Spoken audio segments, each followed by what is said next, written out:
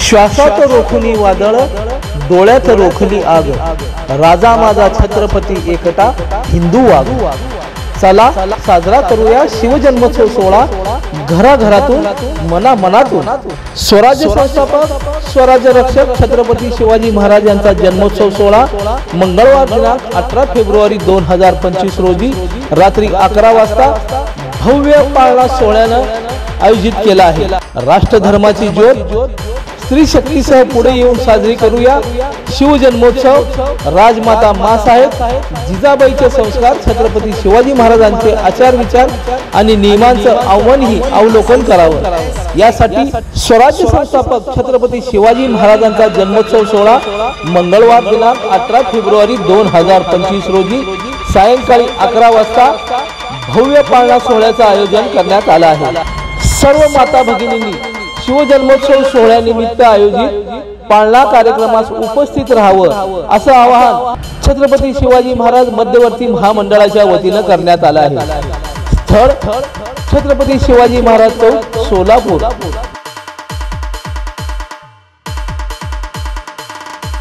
तरी तमाम माता भगिनींनी नऊवारी साडी, पारंपरिक दागिने आणि आपल्या मराठमोळ्या संस्कृतीची कास धरून हजारोंच्या संख्येने उपस्थित राहावं असं आवाहन संयोजक श्री शिवजन्मोत्सव मध्यवर्ती महामंडळ सोलापूर यांच्या वतीनं करण्यात आलं आहे।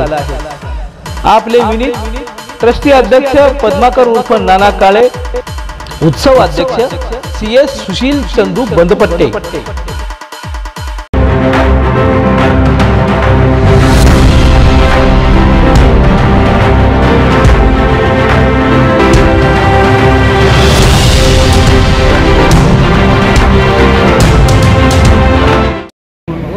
त्यांच्या संयुक्त विद्यमानाने सोलापूर शहरामध्ये छत्रपती शिवाजी महाराजांच्या जयंतीनिमित्त त्याच्या पूर्व आदल्या दिवशी एक आगळा वेगळा आणि खूप आनंद देणारा कार्यक्रम इथे आयोजित केलेला आहे। खऱ्या अर्थानं प्रत्येक बघणाऱ्याच्या अंगात संचार निर्माण करू शकते एवढी कला सादर करण्याचं काम कडलासकर सर, त्याचबरोबर त्यांचे 6 मावळे ज्या पद्धतीनं छत्रपती शिवाजी महाराजांनी 18 पगड जातींना एकत्रित करून स्वराज्य निर्माण केलं, तसंच आज या बालगोपाळांना घेऊन सर एक वेगळा इतिहास रचण्याचं काम आज इथं सुरू आहे।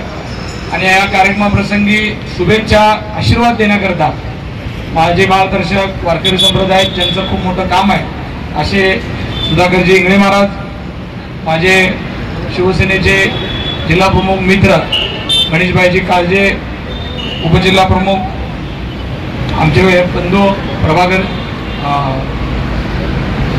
आणि ब्रह्मदेवजी गायकवाड साहेब, उपस्थित असलेले मंचकावरील सर्वच मान्यवर ज्यांनी ज्यांनी स्पोर्ट्ससाठी काम केलंय असे सर्व उपस्थित शिक्षक वर्ग, उपस्थित सर्व विद्यार्थ्यांचे पालक, खऱ्या अर्थानं मी पालकांचं मनापासून पहिल्यांदा धन्यवाद देतो की अशी साहसी क्रीडा करत असताना त्यांच्या पाठीमागं उत्साहाने आपण सगळ्या ताकदीनं उभं राहता म्हणून ही मुलं इथं करू शकतात। त्याबद्दल मी खरंच मनापासून एकदा पालकांचे पहिल्यांदा धन्यवाद मानतो की आपण आपल्या मुलांना एवढं मोठं पाऊल उचलत असताना म्हणजे एक काम करत असताना प्रेरणा म्हणून मागं उभं राहिलात, त्यांच्या पाठीमागं आशीर्वाद देण्याकरता उभं राहिलात, त्याबद्दल तुमचेही मनापासून धन्यवाद देतो।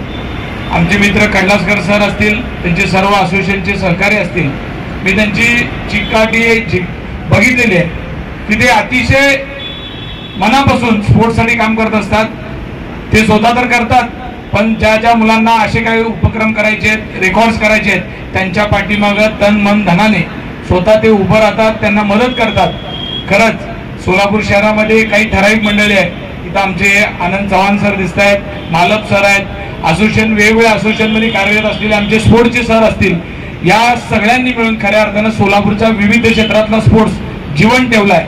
स्पोर्ट्स असल्याशिवाय माणसाचं जीवन व्यतीत होऊ शकत नाही। खऱ्या अर्थानं प्रत्येकाने आपल्या आयुष्यामध्ये स्पोर्ट्स हा साठी थोडा तरी वेळ आपण काढला पाहिजे।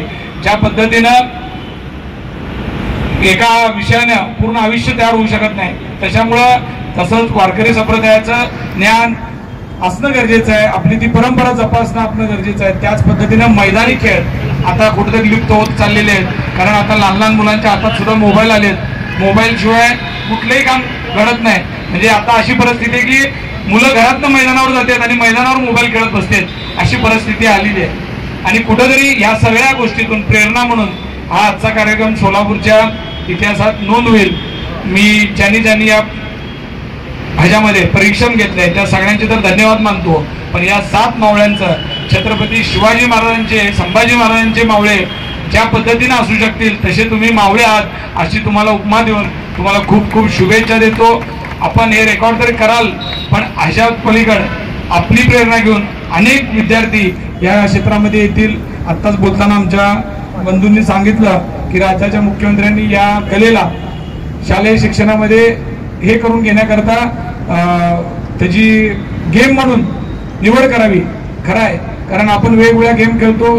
सगळेजण आता क्रिकेटच्या आधी लागलेले आहेत, पण क्रिकेटमध्ये माहित आहे तुम्हाला किती लोकांचं करिअर घडू शकतंय.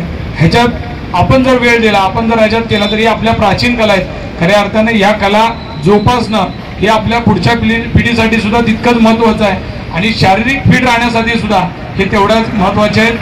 या कार्यक्रमासाठी ज्यांनी मदत केली त्या सगळ्यांचे आभार मानतो. मला इथं बोलवलात, मान सन्मान दिलात, त्याबद्दलही आयोजकाचे आभार मानतो आणि थांबतो. जय हिंद, जय महाराष्ट्र. लोकदर्शन मराठी चॅनलला सबस्क्राईब करा, बेल बटनला क्लिक करा व लाईक करायला विसरू नका.